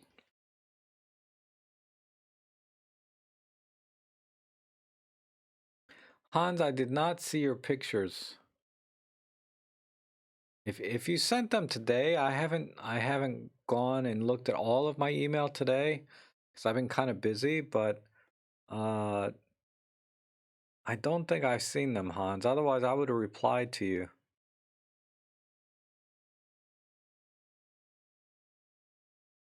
Yeah, Mark Wolf. See, Mark Wolf is saying the same thing a lot of people are, is that the plastic body is just not cutting it for them. Um, so that's why Olympus needs to make multiple cameras of the same thing. Make an Olympus EM5 Mark III M.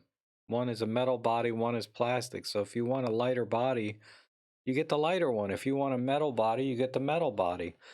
I know that there's one lens manufacturer that does that. They make a plastic one for drones because drones need to fly and they need to have super lightweight lenses. And then they make a metal one for people that want a metal lens, right? Why not do that with a camera? I think that would be a great idea.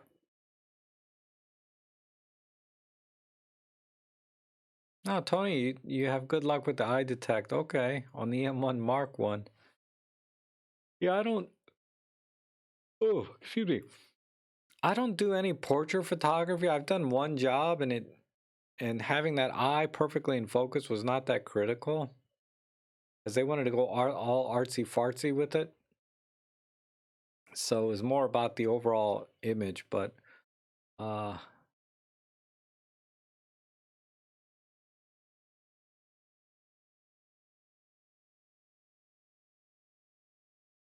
you paid $349. Okay. I need to call it. I'm falling asleep right in front of you. Whew. So, all right, if there's no other questions, everyone, thanks so much for coming in. And I love you guys for coming in. I appreciate your participation and all your support that you've been giving me. Um, Definitely check out my new forum, robtrek.com/forum, and you know, subscribe, hit the smash button, like button, whatever, all that BS, right? We'll see you guys later. Thanks again for coming in and putting up with all of the problems I was having with this stream tonight.